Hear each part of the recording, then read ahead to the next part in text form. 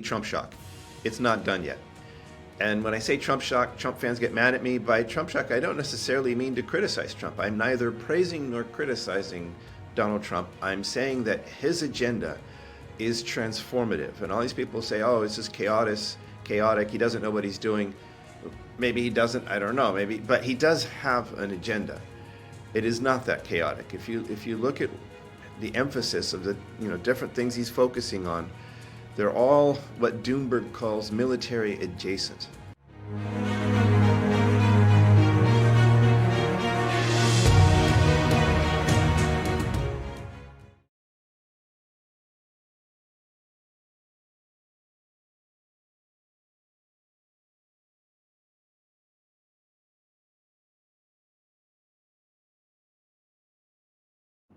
Hello everyone and welcome to another edition of Triangle Investor Interviews. I'm your host Lucian Valkovic, and before I announce my guest, just a quick reminder of a disclaimer. This interview and all my interviews are not a recommendation to buy or sell any shares, products or services. Always do your due diligence and consult with your financial advisor. And my guest today is Lobo Tiggre from the Independent Speculator. I believe no further introduction is needed. Welcome back, my friend.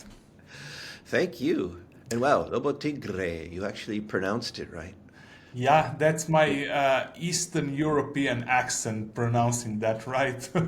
Yeah, Lobo, let's start with the macro headwinds and tailwinds. How do you see the broader macro tailwinds shaping the commodities market in the remainder of 2025? And what's the most overlooked macro headwind going forward? I don't know about it's overlooked, but I do think there's underappreciated. Two sides of the same coin. Basically, Trump shock. It's not done yet. And when I say Trump shock, Trump fans get mad at me. By Trump shock, I don't necessarily mean to criticize Trump. I'm neither praising nor criticizing Donald Trump. I'm saying that his agenda is transformative. And all these people say, oh, it's just chaotic. He doesn't know what he's doing. Maybe he doesn't, I don't know, maybe, but he does have an agenda. It is not that chaotic. If you look at the emphasis of the different things he's focusing on, they're all what Doomberg calls military adjacent. Right? You want to bring home manufacturing of the sort that you need to make tanks, and you want to secure your ability to produce weapons, and that means critical minerals, it means energy independence.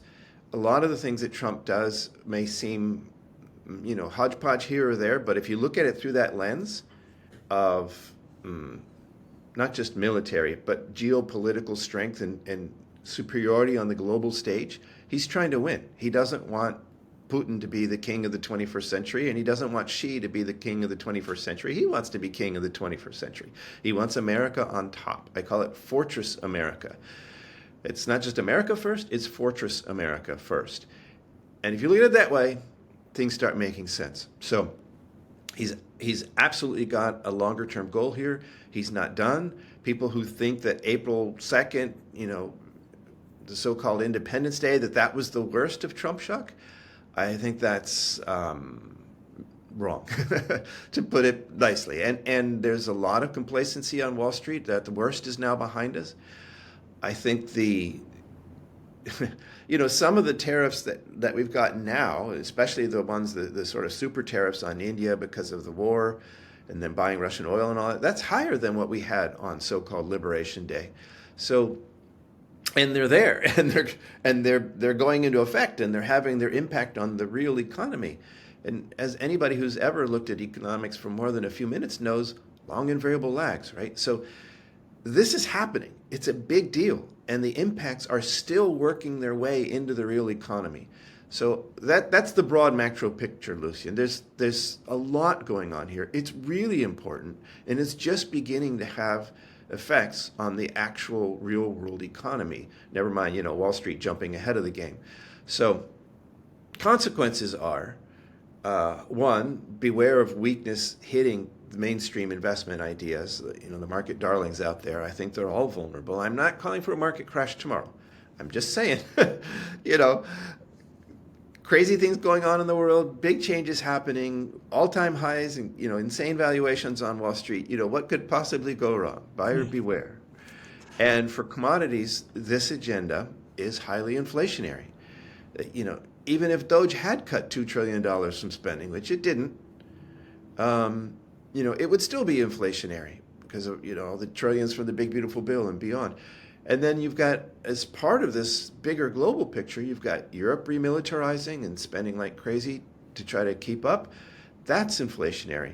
You've got Russia's war machine. That's inflationary. Just to hold still, right? It's inflationary. China's in trouble. They've been battling deflation. I think that has a lot to do with, all the stuff they're not sending to the U.S. and that very specific China shock. But what's their response? More stimulus. They've been stimulating for years. And okay, that they've been, I think, remarkably successful at not reigniting another housing bubble over there, which I think is conscious. That's their goal. But I think that will have an effect on everything else. And at some point, right, the stimulus will succeed. So that's eventually inflationary as well. This is bullish for everything real, my friend. Everything that the governments of the world cannot print. Yeah, excellent point. And you mentioned housing bubble. I want to stop here. Where do you see the bubble environment? In which commodity do you see the current bubble environment? So real estate, what else? Well, when I mentioned housing bubble, I mentioned that the Chinese don't want a new housing bubble. If they get one anyway, if that's the only way for them to get the economy going, it's bullish for all your inputs, everything industrial, but particularly the one that I would look for would be copper. Dr. Copper would be the barometer there. In the U.S., the housing bubble question is sort of the opposite, where we've had this problem with not everybody, so many people that have really low mortgage rates not wanting to move because they'd have to refinance at twice the rate. So this locks people into their current homes, and that puts a damper on the housing market. So if that's resolved, either the Fed throws the dollar under the bus and cuts rates low enough to really move mortgage rates lower, then that produces a housing rebound there, which would be similar. You'd also be looking at the U.S. We like building things out of wood, and maybe that's great for Canadian wood as well as U.S. wood. We'll have to see. But things that are not idiosyncratic to the U.S. or China or anywhere else, rebar, but iron is diffused in so many other things. I think copper is really one of the top ways to play that. Again, good point. Let's cover those commodities, our darlings, starting with uranium. Maybe the news from yesterday, the U.S. Energy Secretary pushed the bolster to strategic uranium reserve that aims to cut reliance on Russia's 25% share of enriched uranium. You've called uranium as a high conviction play alongside copper. How does this policy amplify the bull case? Well, it might move spot prices around because it sounds really exciting, but uranium is globally fungible commodity, and if you push in one area, the mole comes up in another area. Switching from Russian enriched uranium to getting it from somewhere else doesn't actually change the mining side so much. We don't get the mined uranium from Russia. And okay, there are a few enrichment plays out there that are obvious beneficiaries from a bring it home philosophy. But most of us are invested in the miners or the developers or the explorers, right? The uranium stocks themselves. So I think logically this has less direct impact on that. But broadly speaking, though, the division in the world, there's a future I can see where there's a Western uranium price and an Eastern Bloc uranium price. We're not there yet, but if that happens, we're probably going to see the Western uranium price higher, and that is potentially a material benefit to the producers, developers in the West. If China and Russia form a bloc and agree, and all that Russian and Kazakhstan right in the middle, all that uranium goes to China, that might actually lower their prices. But the absence of lower cost pounds from the rest of the world, especially in the West, would raise prices, which would be beneficial to miners and the kind of companies that you and I usually speculate in the West. Now that's a thesis that needs to work itself out over time, and we'll have to see how it works out. And then what if there's peace? What if peace suddenly breaks out and all of this goes away? So I'm not saying it's unimportant. It is interesting to watch. It can move the markets around the edges, but it's not the fundamental here. It might be reversed, and it's not the reason to buy it. If that's your only reason to buy, and then it goes into reverse, you're in trouble. The fundamentals, though, is just there's not enough uranium coming out of the ground. There hasn't been for a long time. Now, there has been secondary supply that kept prices low. We don't need to go in the whole long story. I think your audience and mine probably knows it. But, that has dried up. And so now we're in an area of price discovery where, uranium shoots way up, it corrects. Now where spot uranium is close to the long-term contract price, and we'll see how it goes. The regime we're in now is good enough for the better projects, the better producers to make money, the better projects to make money, to go forward and become mines and so on.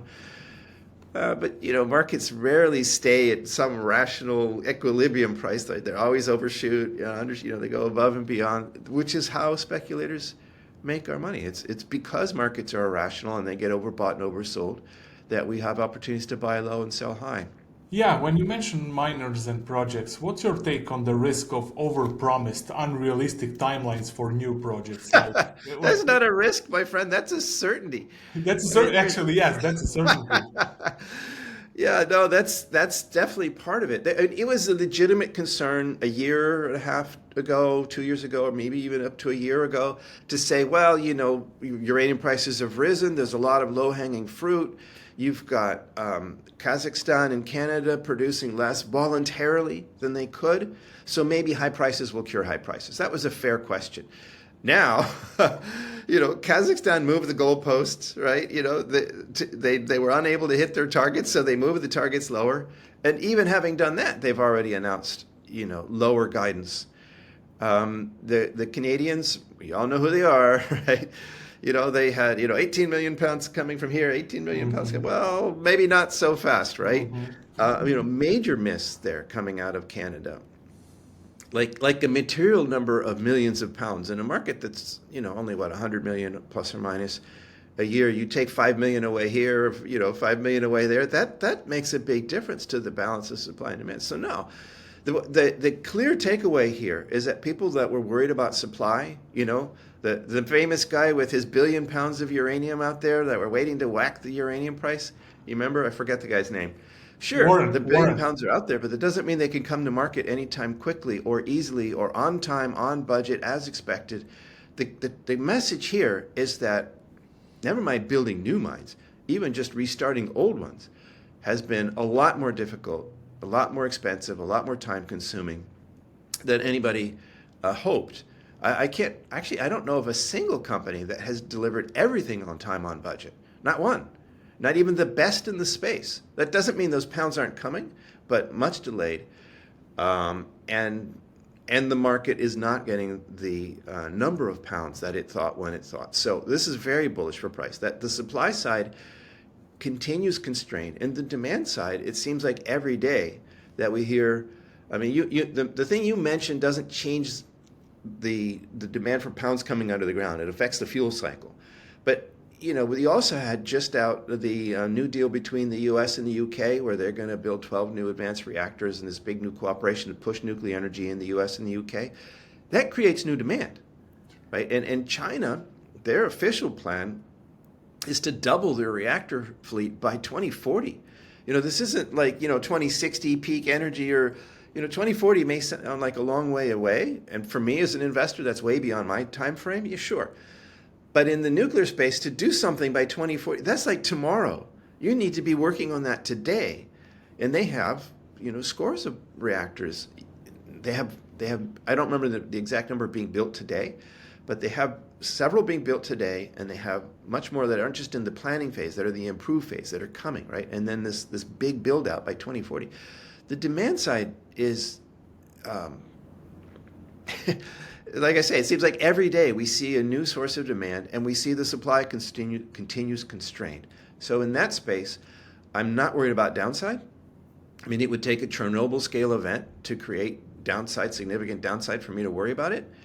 And the upside seems like it's likely to continue going. Now, we may not get a 2007 style spike, which would actually be healthier for the market. But the supply and demand fundamentals paint a very bullish case, I think, for years going forward. Yeah, the guy's name is, by the way, Warren Irvin. 1 billion Yes, pounds of that's right. uranium. He's a smart guy. Actually, He he is. wasn't He wrong is. about the £1 billion. He The, is. the, the part he missed is, from the ground to the reactor is a long way. Yeah, yeah. By the way, I had him in my show that was a few months ago, actually more than a year, and he is a smart guy. However, he's pretty wrong on uranium and lacks any kind of evidence on his thesis. But okay, let's move on. Copper, Lobo, your top trade for 2025 with AI data centers and EV grids fueling demand. What is the most, let's say, again, overlooked catalyst? Let's say labor strikes in Peru, Chinese inventory drawdowns that could ignite copper prices this year or the next year.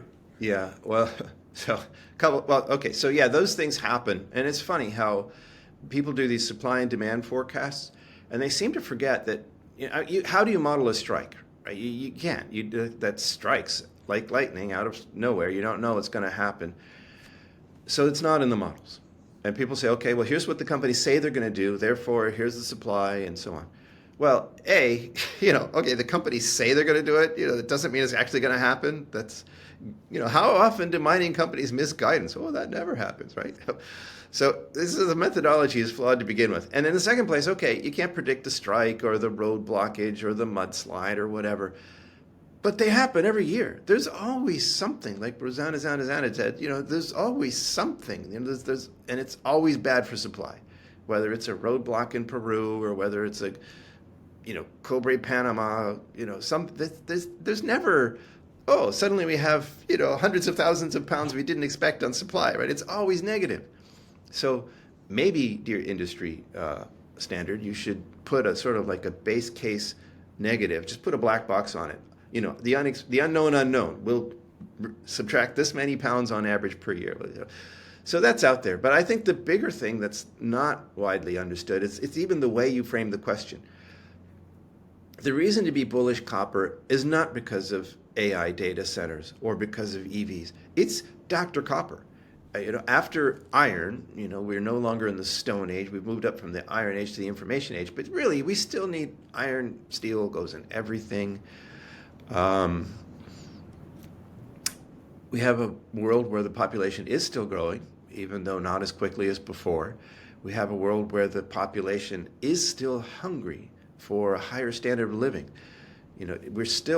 China's no longer the developing nation it once was, but it still has very large numbers of people who still don't have a car and still want things that, poor people in the West have. And never mind Africa with all that demand there. So there's the demographics and the trends in the globe are bullish for copper no matter what. Markets fluctuate, but for decades ahead, there's going to be more demand for copper no matter what.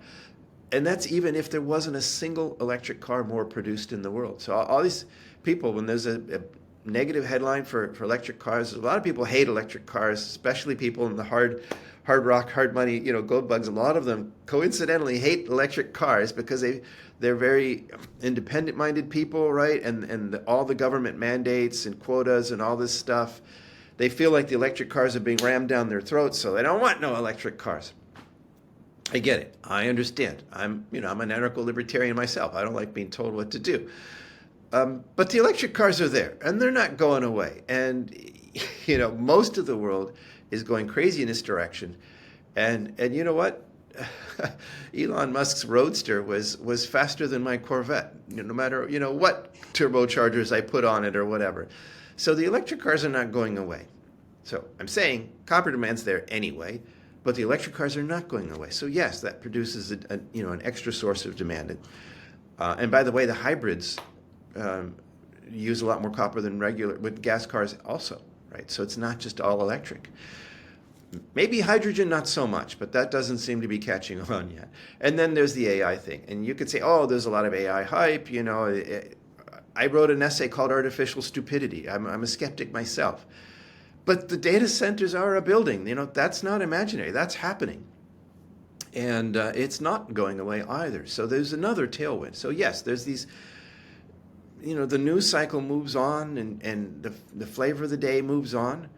But the electric cars, or let's just say the electrification of the world and the move away from fossil fuels is a broader market trend that doesn't disappear.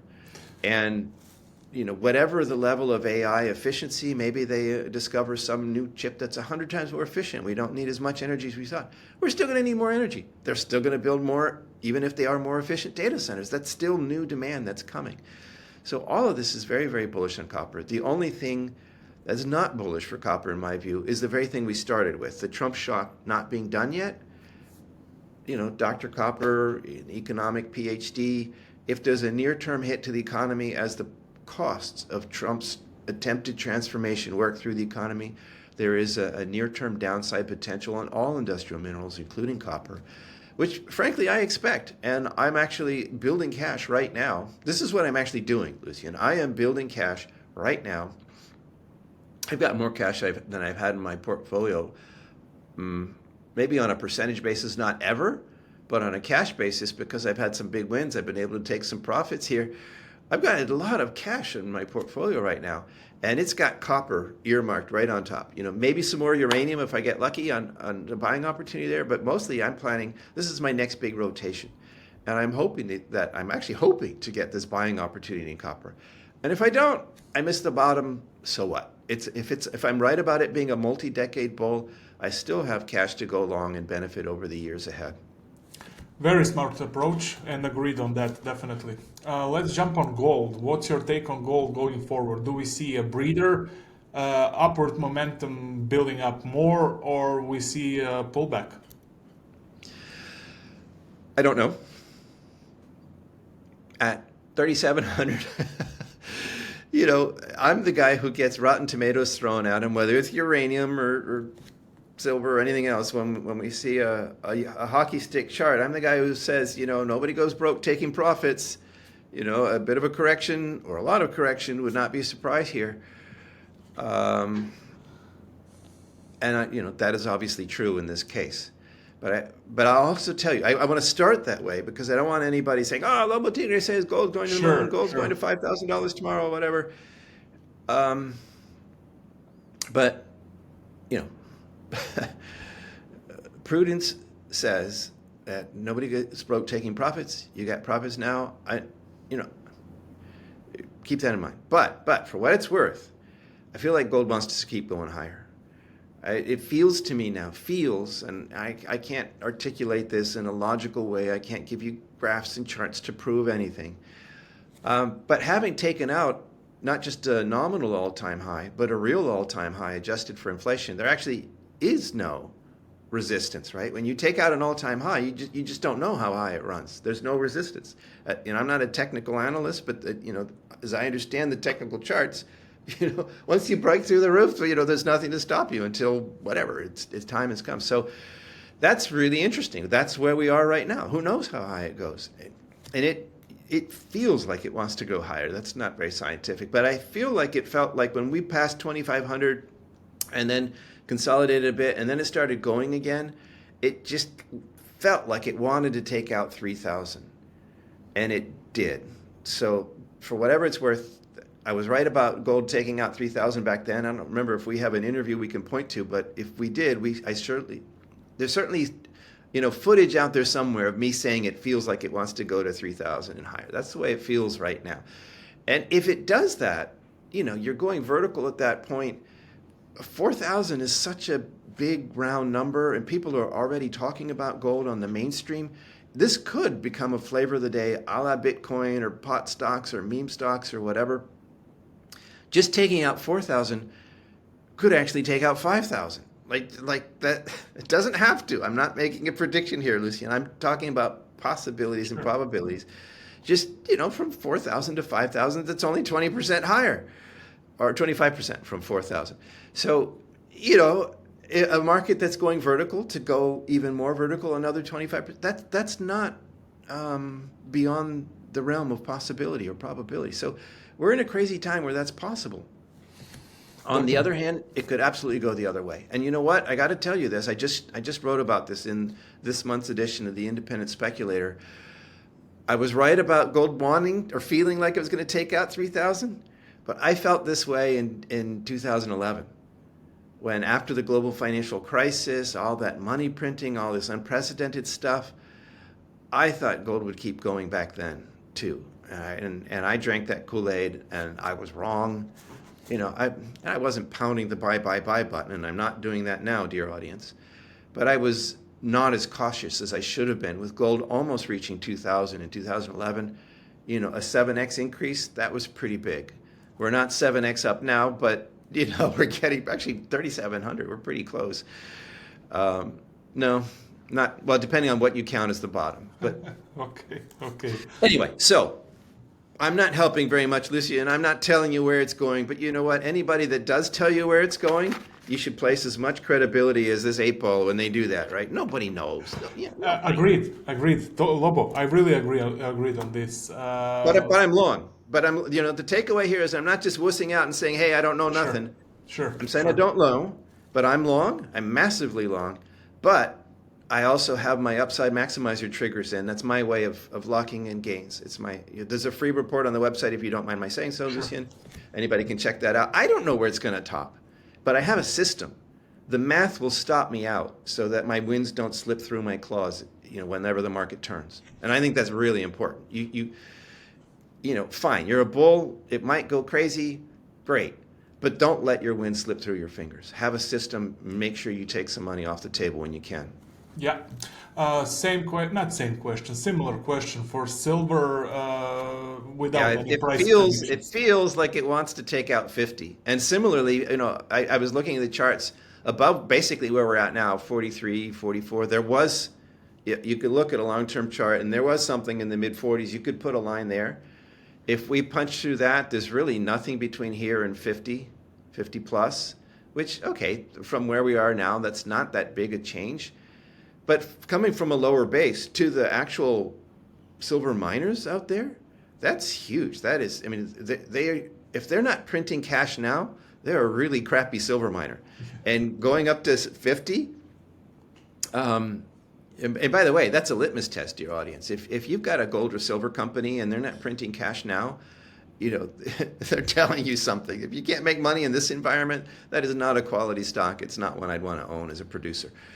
Anyway, so yes, short answer is I feel that silver has that near-term feel that it wants to go higher. But also, of course, they call me Darth Silver for a reason, right? Don't forget the industrial side. Just this last week, gold moved earlier in the week in a bigger way. Silver moved later in the week when copper was moving, right? So the industrial side of silver is measurably more powerful. It's a stronger driver than it was in the past. And under the right circumstances, that makes silver win-win. It's a double tailwind that silver can have under the right circumstances that gold doesn't have. But if I'm right about Trump shock in the near term, if I'm right about a buying opportunity in copper, that would affect silver as a headwind more than gold. So potential buying opportunity there. Sure. But if I'm long-term bullish on gold and copper, how can I not be long-term bullish on silver as well? That's pretty exciting from a $43 base. Yeah. In other words, real short takeaway then is I don't think we go to 50 and go back. In the same way gold punches through the old 1911 high of 2011 and keeps going, I'm not worried about silver topping at $50 and then going to reverse it all. Could be.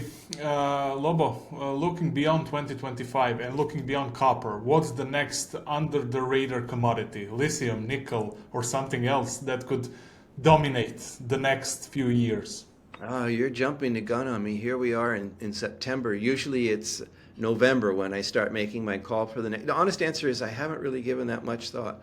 Off the top of my head, it probably wouldn't be something new. Not lithium, not nickel, certainly not cobalt. I think cobalt is toast now because even if we do get more NCM batteries, they're looking at less cobalt-intensive chemistry, and I don't think we're getting, the LFP batteries are starting to compete with the NCM batteries. Sorry, I'm talking gibberish for people who aren't battery people. But the batteries with the nickel and the cobalt in them, even if you get more batteries, the chemistry has moved on, I think, to where we're going to see less demand for that. Now nickel is an industrial mineral it's used in making stainless steel and other things, so it's not like nickel just goes away.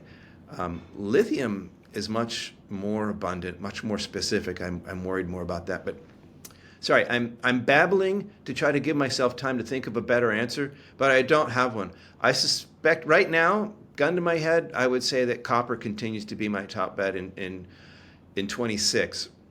Now that doesn't mean that gold and silver, gold could go to 5,000 or beyond. Who knows? It could do that this year if it goes manic enough, if it becomes flavor of the day, and then go into correction mode next year. I don't know how that goes.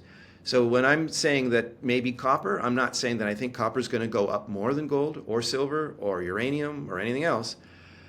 I'm saying that it seems to be the one that, much of the upside I look for this year is delayed. So maybe that happens this year. It's a surer bet is maybe my way of putting it. Fair enough. It's not the magnitude of the move. It's my confidence in the move would probably be copper again. Fair enough, Lobo. Let's move to Q&A. I have some questions from my followers.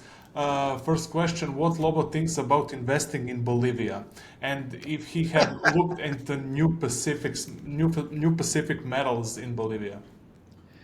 Well, you know that I don't give free stock tips and I don't give free company analysis. However, I did own New Pacific and I sold it, so it's now in my public track record. Actually, my public track record is a little bit broken since we just come up with a new website and there were a bunch of bugs that we had to quash, and there was some information that was not imported correctly onto the track record, so that needs to be fixed. But New Pacific should be there. If it isn't there, it will be soon. Because Bolivia has long been a no-go zone for my money. And, I was there, if not the same calendar year, I was there in the year before the last round of nationalization. And I never, these are the kinds of things that burn themselves into your mind, Lucian. The minister looked me in the eye. It's a small enough country that even little old me, I could meet with the minister of mines. He looks me in the eye and says, yes, we're a socialist government, but it's not like the bad old days. We're not going to go around nationalizing things. And F me, 6 months later, they nationalized a silver mine, right? So, those kinds of things stick with you, right? The politician says this, but the track record says something else. It makes me very nervous.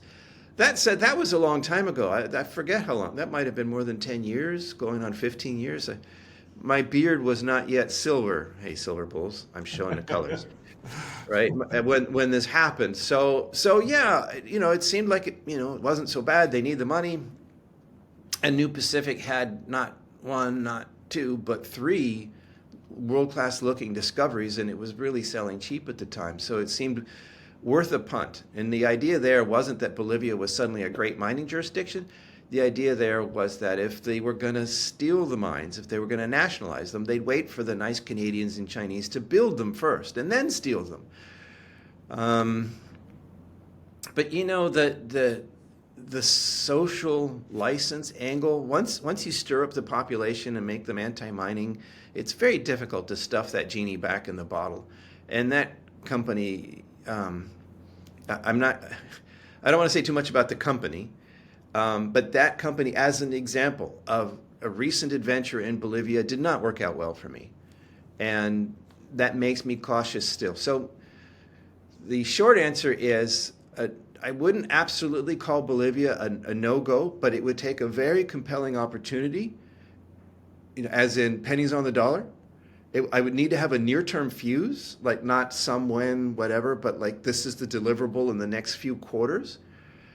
And I would probably need to go there. I'm a due diligence guy, right? I need to go there, and I speak Spanish, and meet the locals myself, not just with management, not just their friends, go see the nearest town on my own and see about the social license on my own, I think, because that could actually stop you dead.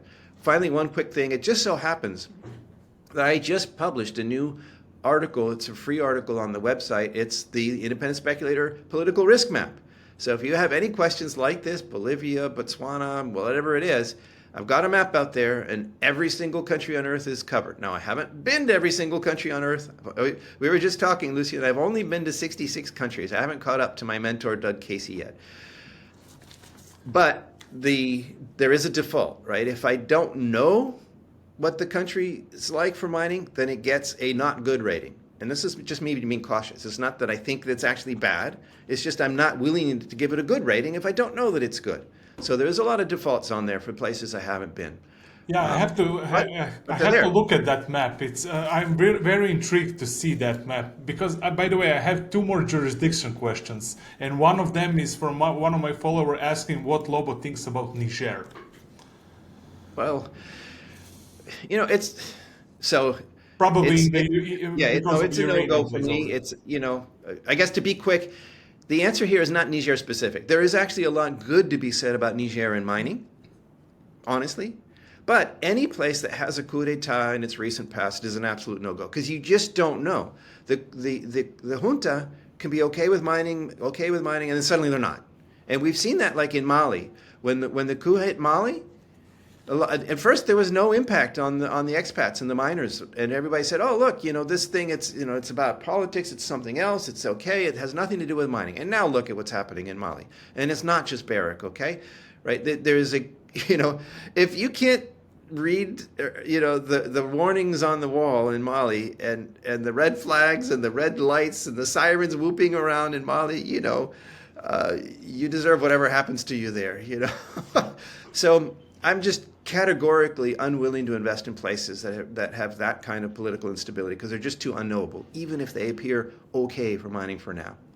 Okay, the next question: what Lobo thinks about the Balkans? That's my area: Croatia, Slovenia, Bosnia, Serbia, Right. Bulgaria. What's your take over there? So it's mixed. It's a I mix, think yes. there's potential. There's clearly potential there. My sense of actually all of Eastern Europe, not just the Balkans, is they tend to be very pragmatic, right? They have living memory of Soviet times, the overwhelming repression economically of socialism, never mind politically and personally. So they know that's not good.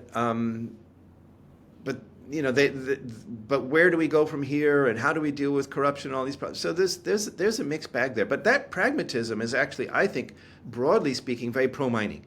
If we've got natural resources, you know, we got to go ahead. We need those resources to move our country ahead. It's not that there's nobody there that would chain themselves to a tree to protect the forest or something. Yeah. Sure, that happens everywhere. But I think Eastern Europe writ large is much more pragmatic on a country by country basis. Sure, I'm willing to go there. Again, I want to see the local environment. But yeah, there are great resources. There are governments that are willing to permit, and but it's not. You don't have the rule of law that you have in Finland, say, right? So I can't paint the area green. Yeah, woo, it's great for mining, but it certainly is a place that I would deploy money under the right circumstances. I have in Serbia, for example. Okay, fair enough. Next question: what was Lobo's biggest gain ever? Pretty interesting question. Uh, I'm not weaseling on it, but it kind of depends. If it's something that I put my own money into, um,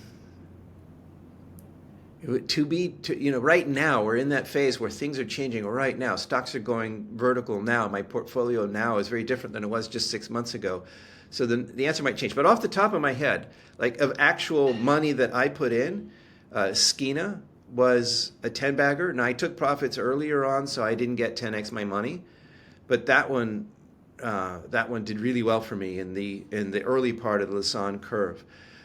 Going back farther in time, this wasn't my own money. It was earlier in my career with Casey Research, so I didn't have any money to put in the market myself. But I personally made a call on, believe it or not, First Majestic. A long time ago, they had bought known resources. They had three big silver deposits in Mexico, and one of them they drilled it, and it turned out either illegal miners came along somewhere that was not documented, or the documentation was poor. But they drilled this thing, and a lot of what they thought was in the ground just wasn't there. It was mined out. It was gone. So basically, they wrote off one of their three projects. But here's the thing: they wrote off a third of their supposed value, and the stock cratered by like 2/3. And I thought, well, gee, what about the other two big silver deposits? This is unreasonable. And I don't remember the exact numbers, but so I put out a buy, and it was somewhere like near $1. That stock went over $20.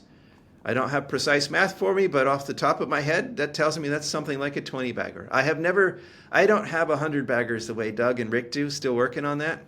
And honestly, Okay. I might never, because I'm very risk averse. I hate losing money. And if you do look at my track record, yes, it needs completion. You'll see that actually I've made money on most of my speculations. Yeah, I've lost money on some, but I actually make money more often than I lose money. And that's important to me. I hate losing money. And my readers, I hate it when they lose money. I get the pain, right, reflected back. So the honest answer is I'm less of a swing for the bleachers guy than my mentors were.